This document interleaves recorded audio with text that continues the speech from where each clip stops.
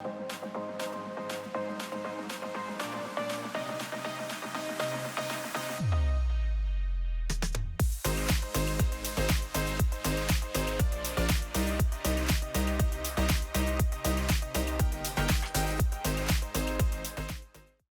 everyone. Welcome to the SavvyCast. I'm very grateful that you are either watching or listening. And today we are going to talk to a beautiful young woman that I met a few months ago when I was going to get my lashes done at a spa here in town.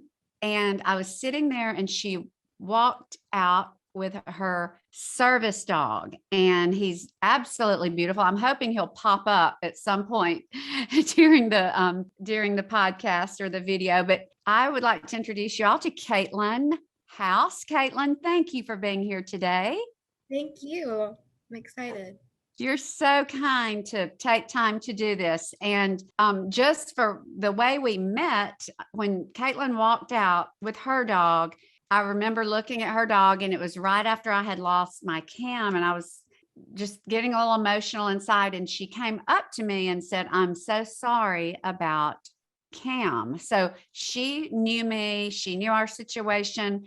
And then I followed her back, and we've just become friends. And I think Katelyn's going to share a lot of helpful information today about type 1 diabetes in general, and type 1 diabetes specifically for a young woman in college age, young professional age, and just what all that entails, because I know that is a very, very difficult thing to have to navigate life with. So Katelyn, thank you for being here, and I'm eager to hear your story. Thank you for inviting me. I'm excited.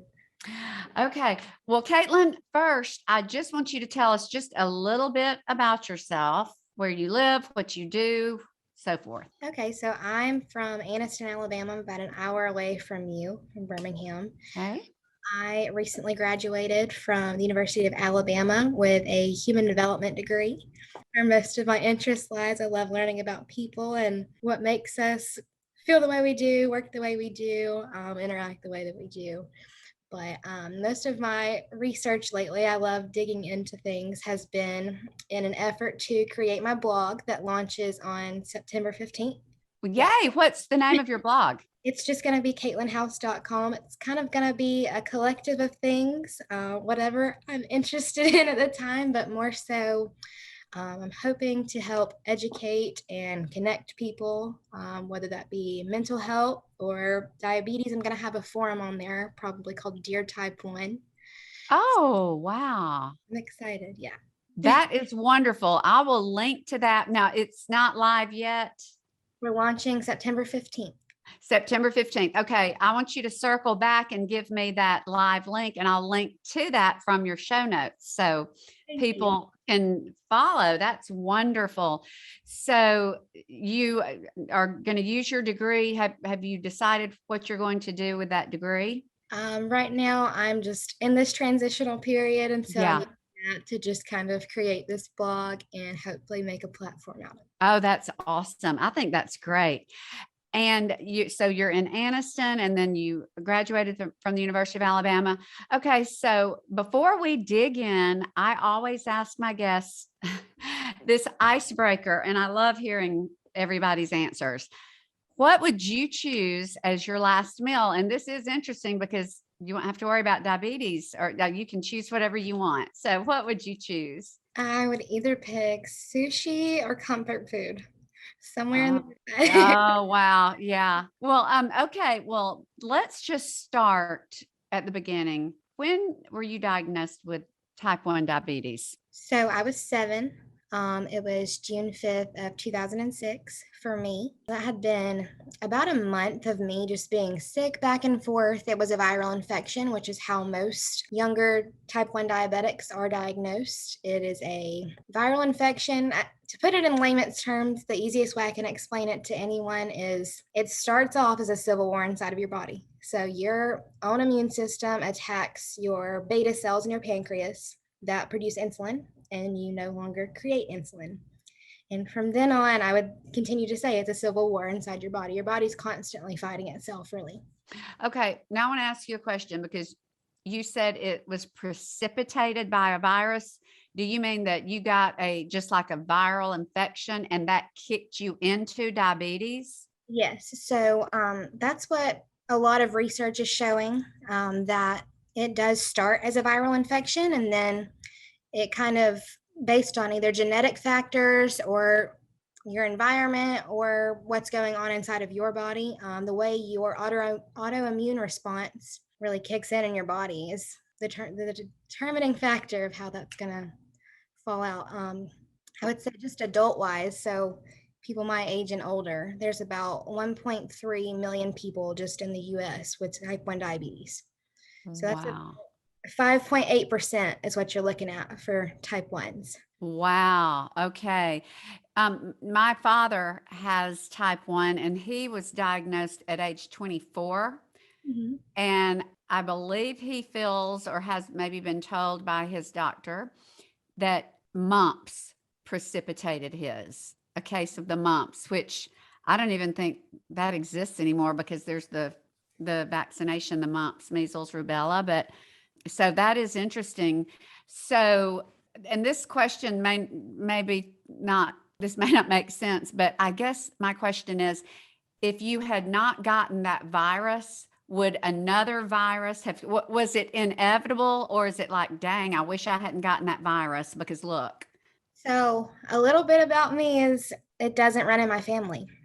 We have no trace in my family, none of that. But myself and my little brother are both type 1 diabetic. He was diagnosed a little after, 10 months after me.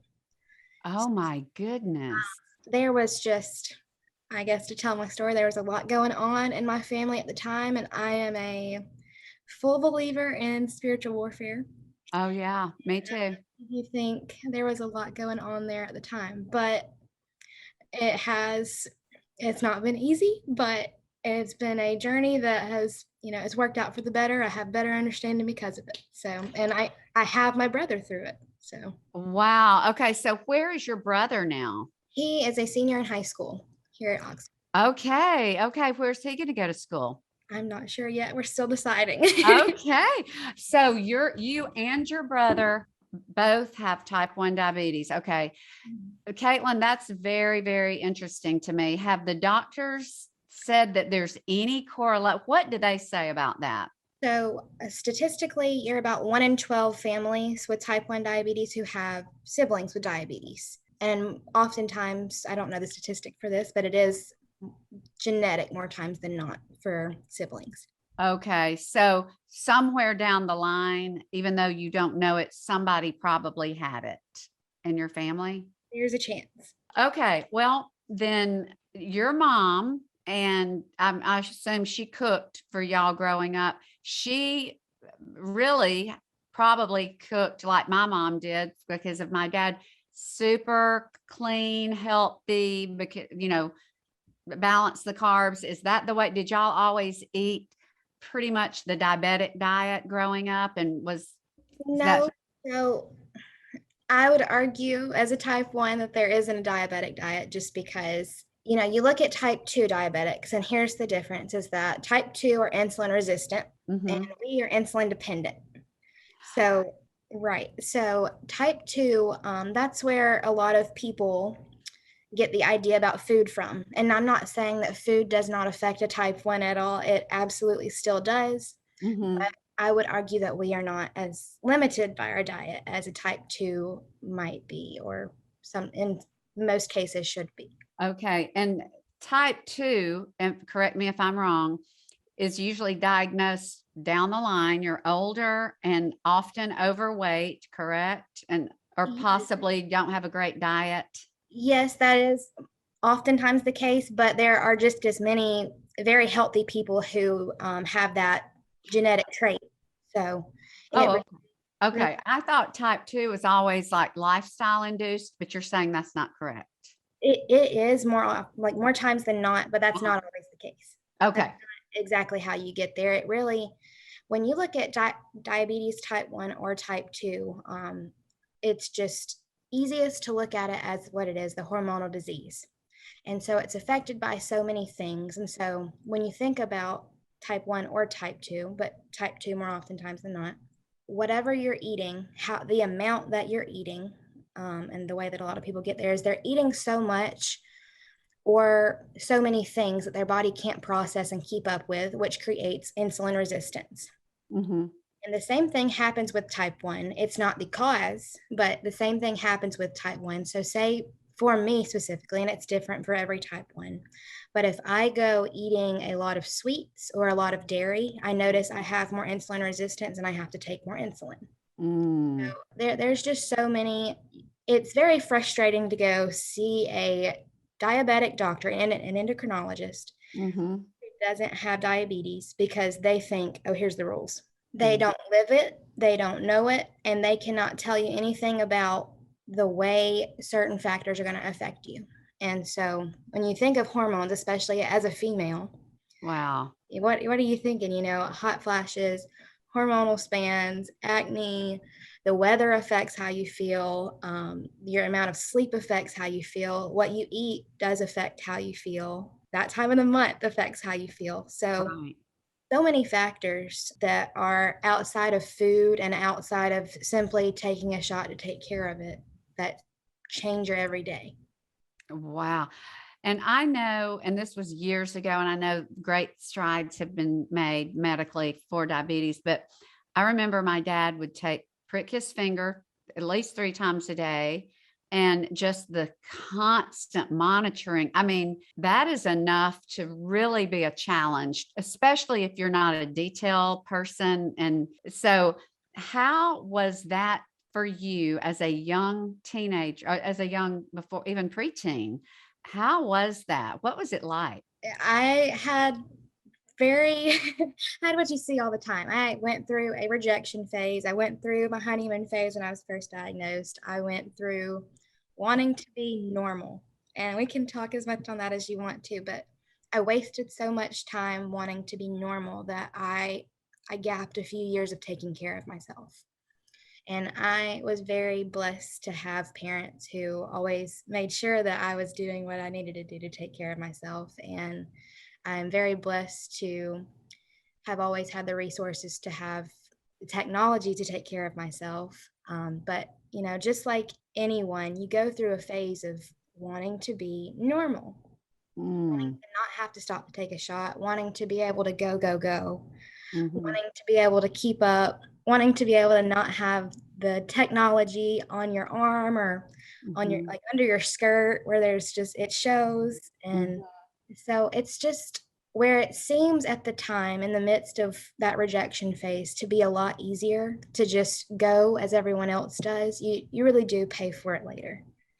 So if everyone you were with said, "Hey, let's go get ice cream," you just went and did what they wanted to do, even at the expense of your health at the time? Yes, I mean, I can always eat ice cream anyway, but it was more so that if they went to get ice cream and then immediately went to a movie, I was probably not stopping and going to the bathroom or taking 5 minutes out to go take a shot because I wanted to keep up, Oh, I wanted okay. so badly to be normal. I didn't want to have to take all of my things out. I didn't, and especially say fifth through eighth grade, girls Mhm. aren't, not every girl is carrying a purse yet, where Yeah, we were yeah, anyway.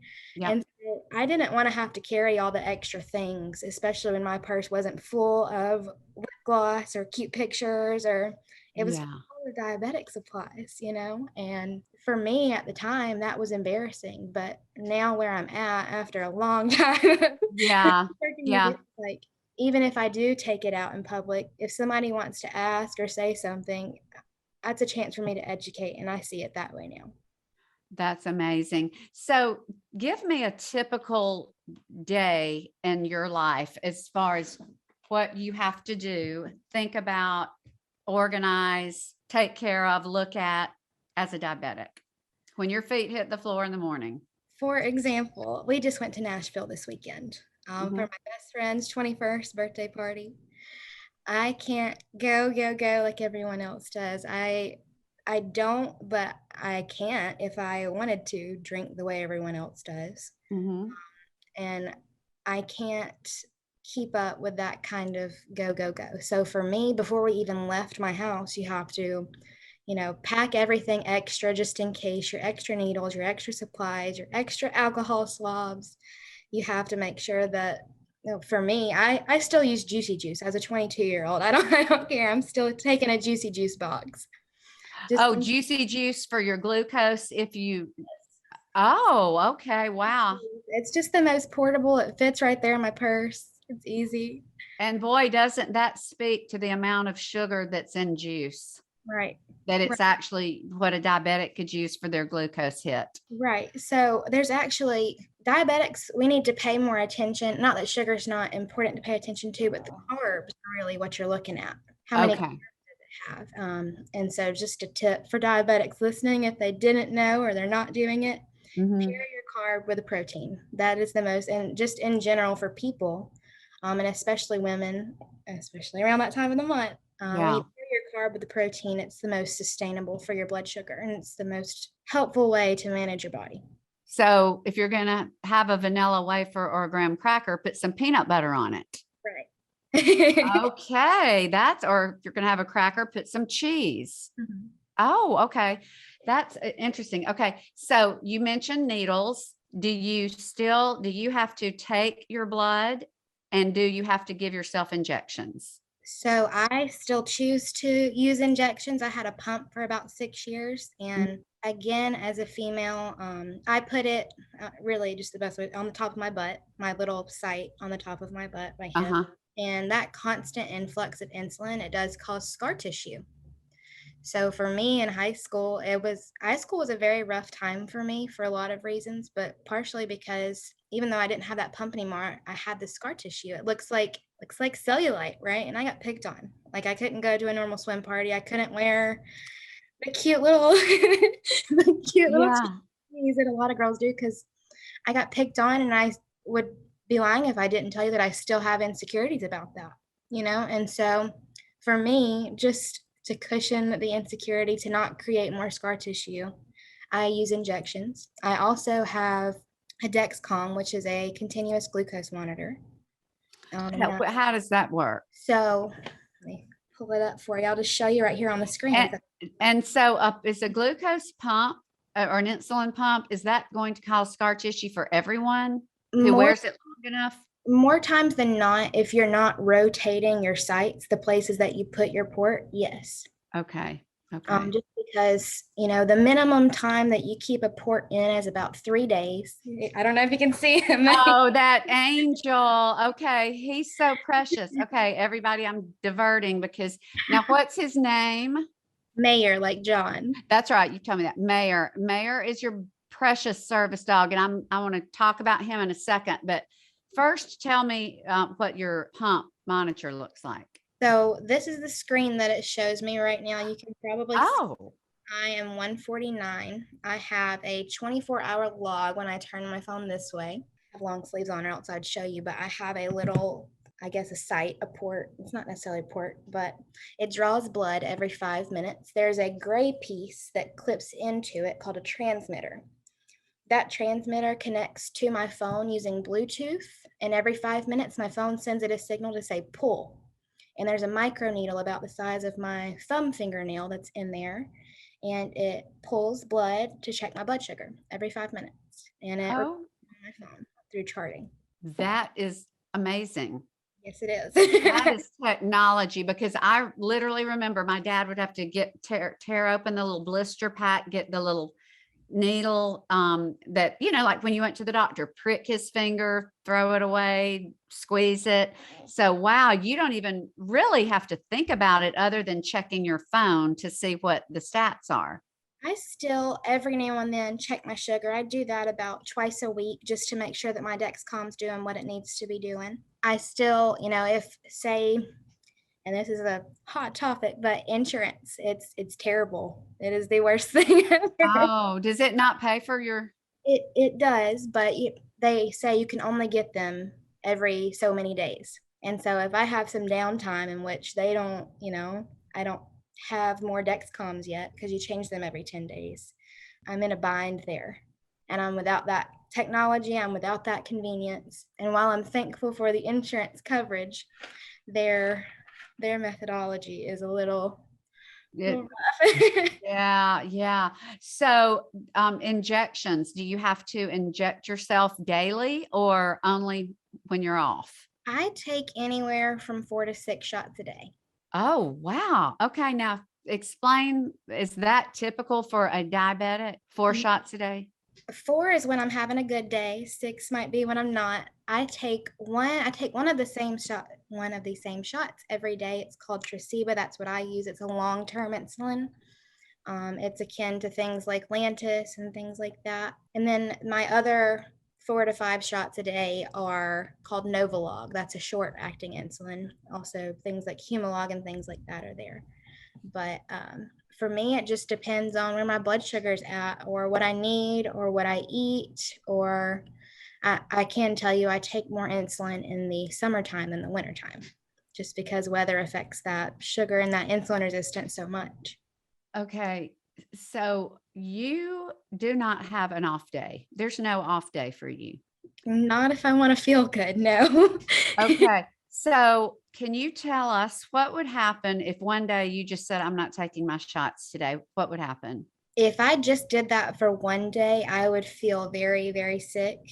If I did that for one day and I ate everything I ever wanted to eat in that day, I would skyrocket, and there's a chance I would go into DKA faster. So I'll explain that. DKA typically takes, it depends on the person, but anywhere from a couple weeks or just a week to a couple months, depending on you, the person, the lifestyle, what they do, right? But DKA is what I went to when I was being diagnosed at the age of 7. One, because my parents didn't know what to look for. 2, because my body had been in that autoimmune response for so long. But that stands for diabetic ketoacidosis. And it is the influx and the just existing of ketones in your body. And so we all have ketones in general, especially with high blood sugar. You're always going to have ketones, but the amount of ketones that are there and the amount of time that your body spends in a high blood sugar state, it is coating those red blood cells in sugar, which is how you measure something called A1C. That's your blood sugar average. The longer your body stays there, the more trouble you're in. It is life-threatening. It's how a lot of diabetics lose their life. Going into a state of ketoacidosis? Yes, diabetic ketoacidosis. Yes. Diabetic ketoacidosis. Okay. Now, I don't really want to veer off on all of this, but now the keto diet, is there a... It's not the same thing, but Okay. yeah, it's not the same thing. Ketones are, I don't need to have as many ketones. If I were to do the keto diet, it would definitely be completely low carb, and I wouldn't still need carbs, so it's harder for a diabetic to do. Okay. Okay. Well, okay. So basically is your brother's scenario the same? He takes about 4 to 5 shots a day. Have you noticed a difference in the way his manifests versus yours, his diabetes versus yours? We have some similar symptoms, most similar symptoms. He's all boy, so Oh, yeah. Yeah. the way he handles his is a lot different. Plus the age difference, we're 4 years apart, and so that has a lot to do with it as well. But I would say, as a boy, without the extra hormones, without having a period, Yeah. he's a lot less to deal with. Yeah. His is still just as hormonal because of all the factors that could affect him. But I would argue that it's easier to be a male with diabetes than a female with diabetes. And that's my bias. Right, right. Well, that you should know, at least for speaking for as a woman. Now, what are your limitations as far as pregnancy, giving birth? Are you just as able to do all of that, but just be closely monitored? So that is, again, it's so hard to say because it depends on the person, but medically, doctors recommend that you are under a 7, even just 7.0 A1C before you start trying to get pregnant. That is where I'm sitting right now. I'm actually at a 7.0 A1C. But to have a healthy and normal pregnancy, what you need to limit is that fluctuation of blood sugar. Mm-hmm. Very little fluctuation is the healthiest way to take care of your baby and to take care of yourself, obviously. Mm-hmm. I would say postpartum, especially for breastfeeding mothers, it is a bit more challenging because you have to be in the 6.5 to 6.8 range to have a healthy production of breast milk. Mm-hmm. Things like that are not the same. And it is difficult. I can't imagine because I'm not there yet, but I can imagine how I feel when my blood sugar's low and if I have a demanding baby crying at me, like, you Yeah. have to take care of yourself before you can take care of someone else. And Right. that's the scenario. Oh, wow. Okay. Well, let's get to Mayor. How did you get a service dog? Why did you get a service dog? So January 2nd of 2019, I started having seizures. They are solely nocturnal seizures, but they oftentimes cause me to lose memory. When I wake up, I'm missing anywhere from a day to the week before. And lately, I haven't had as many, and I haven't lost my memory as much. But I can feel it when I wake up. My body has either convulsed or my eyes really hurt. But a trigger for these seizures is my low blood sugar in my sleep. So we got Mayor May of 2019, a couple months after this started. And he stayed with me. We had no idea what we were doing. This is not the conventional way to get a service dog. Yeah. But we found an independent trainer that took him on at 9 months. He was 9 months. So And he was just a pet until 9 months old. yes. And then you decided to train him. Yes. Well, he was always going to be my service dog. Oh, okay. He just started training at 9 months. Yes. That's the soonest he would take him. Okay. So he went away for about 6 months and did scent work and service training and a little bit of sound sensitivity training. And he does a wonderful job. He can smell when my blood sugar rises or falls. So when your sugar is high, you have a very fruity scent. A lot of diabetics could tell you they could taste that. And then when you're low, you kind of smell like acetone to the dog. And so he can smell that, and he nudges me on the hip to get my attention. He does it when I'm awake too, but when I'm asleep and I'm low, he goes and gets me a juice. He knows snack, so he can retrieve crackers, and he knows shot, so he can get my shot bag if I'm high. Oh my goodness. That is amazing. He's impressive. Oh my goodness. I wish he would come over. I want to see him, but I know, that's Stay up. Come here. oh my, I mean that. Oh, look, Mayor. Hello. You are so handsome. I don't know if he can hear me. He can. Look at him. He's beautiful. He knows it too. He's confident. Oh, he's so beautiful. And I enjoyed getting to pet him that day that I met y'all. But okay, so he literally so if in the night, does he detect if you're having a seizure? So he is not trained for seizures, but Okay.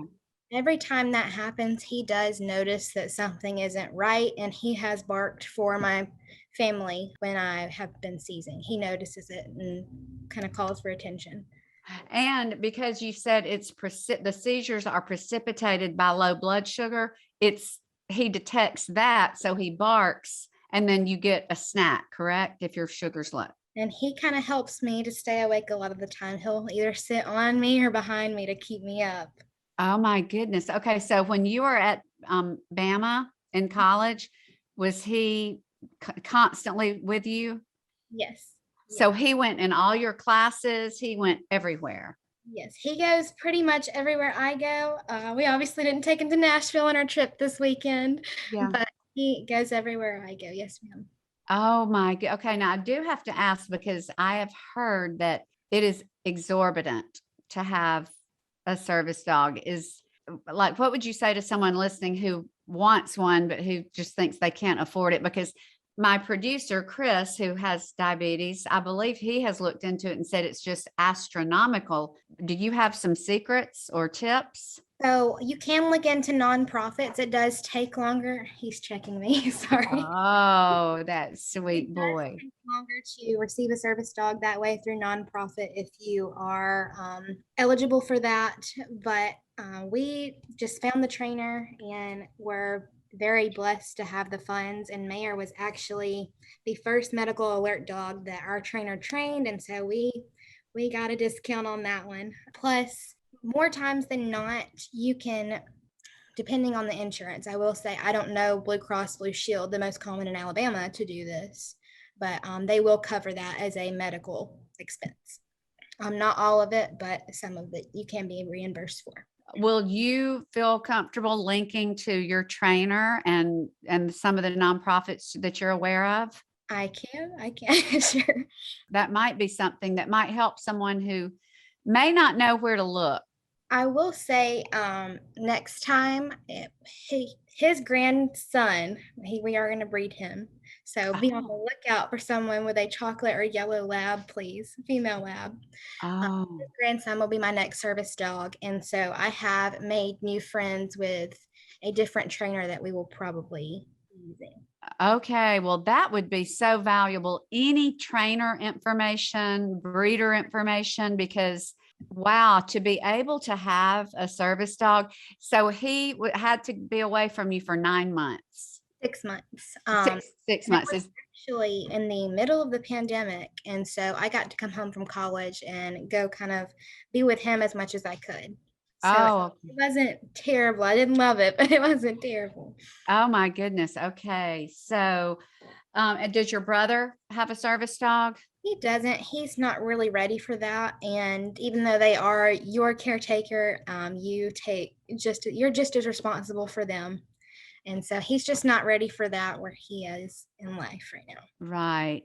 So when you go away and you don't carry Mayor like you did this weekend, is that hard for him since he is trained to be at your side 24/7? It's hard for both of us. I would say that I experience a little bit more anxiety without him. He is kind of a source of comfort for me and security in a way, but for him, he does miss me. He'll find a piece of clothing and wait at the door. It's the saddest thing, but my mom does a wonderful job of taking care of him. Oh my goodness. Well, I know just one or two more questions on your seizures. When you lose memory, so you're saying you could have had maybe lectures at college or maybe sermons at your church that Right. week. And if you have a nocturnal seizure, you might forget everything you heard. Yes, I went through a phase where I would write down absolutely everything at the end of the day and sometimes during the day. For me, you could tell me, so tomorrow, not going to happen, but tomorrow I could have a seizure and I could be reminded, hey, you did the Savvy podcast or the SavvyCast with Jamie. And without listening to it, I could remember that we did that, but my personal experience and all the little things of that are missing for the most part. Every now and then I have some things come back, but for example, like I said, my first seizure was January 2nd of 2019. We played Clemson for the national championship and lost. And I'm sitting at lunch with my mom in March saying, who won the national championship? And I didn't have, Oh, I had no memory. And at the time when it happens, it's still very emotional. I don't know that I'll ever get over that. But looking back at certain things, it is laughable now that we're on the other side of it and have an awareness of what it is and why it's happening. did you get Mayor only after the seizures or did you have him before? Okay. So really, if someone just has diabetes, no seizures, are they as likely to get that covered as far as a service dog? There are tons of service dogs that are specifically for just diabetes. And more times than not, it doesn't take any extraneous circumstances to get that. But I would say if I had gone through a nonprofit and they see I would say a more dangerous cause, they Mhm. would probably be likely to put that higher on a list. Got it. Okay. And is it common? Who diagnosed your seizures? A neurologist, or how did you know if they're during your sleep? How did you know to go to a neurologist to diagnose it? We had no idea for a good 5, 6 months what was going on. I saw multiple doctors, but the doctor that really just changed my life, helped me the most, her name is Dr. Hella. She is a former neurologist at Shands Hospital in Gainesville. I did a seizure study through her practice there for about 5 days, and she was absolutely phenomenal. She is at a different hospital now, still in Florida. So she's not technically my doctor anymore, but she is still a wonderful friend and resource. But she had the most information. What changed my life was doctors, more oftentimes than not, in practice today, what are they? They send in an assistant or a nurse or something, and then they are only in there for 5 minutes when they get there. Mm-hmm. And that's hard, right? Like, you want to hear from the person who's supposed to be Mm-hmm. helping you, and not to say that nurses aren't a great help. Nurses are fabulous. But if this is your doctor, you kind of want to know. And she sat down with me for 2 hours and talked to me about every question. I'm a detailed person. I'm an Enneagram 5, if you follow that. Oh, wow. Mm-hmm. Questions. Yes, yes. And Very cerebral. she answered all of them. So Okay. more doctors like that. Okay, so can we link to her as well? Is she doing studies, or you can follow her for information in that realm of seizures? She is on LinkedIn. I would say if you try to connect with her there, you could probably get her. Dr. Maria Hella. She is more so revamping her current practice. She's not, I don't believe, taking any new patients, but she's revamping a practice for neurology at the new hospital. Well, what would you say to, maybe there's someone out there listening whose child was just diagnosed, or there's a teenager who was just diagnosed. What would you say to them? They're probably understandably so scared, angry, confused. What would you say, having lived with this as long as you have, to them? Oh, wow. There's a lot of things I'd want to say, but my number one thing, and I said it a couple minutes ago, but just don't waste your time trying to be normal. Don't waste your time trying to be normal, because it is your life, and you taking care of yourself is the best way to live your life and to live it longer. So wasting your time trying to be normal, that can be applied to anyone with or without diabetes, but Yeah. And what do you think about the term new normal? Diabetes would you say just accept diabetes as your new normal and embrace it instead of try to push it away? for so long, if you had asked me that question a long time ago, yeah, absolutely. Yeah. Yeah. Asked me to tell me about myself, or to tell you about myself all those years ago, I would not have said I'm a type 1 diabetic, because I had so much rejection that I'm not a type 1 diabetic. I just have type 1 diabetes.